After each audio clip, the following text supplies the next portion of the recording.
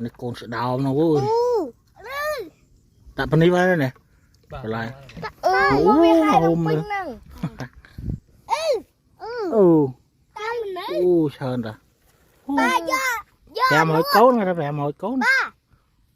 bán nè cua nè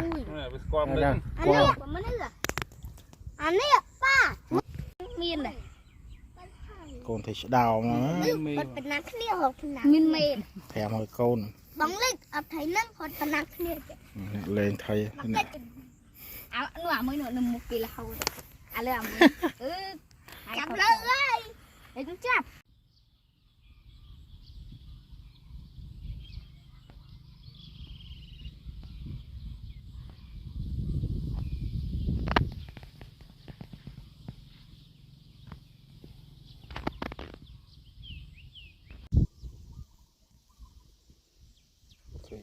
tính được thầy cam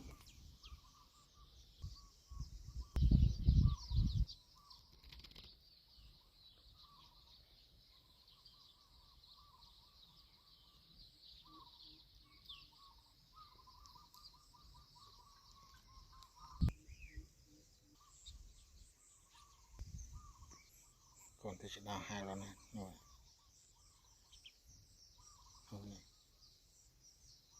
là trong cả anh ấy tâm đạm mà như này con thì sẽ đào gì mà lên xe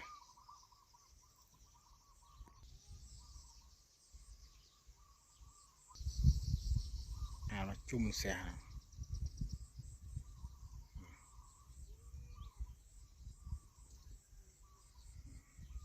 chung con thì hiếu mấy nụ xuống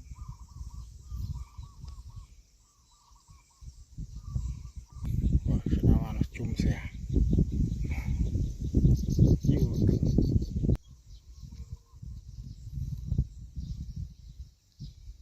về hai tam kiên một xe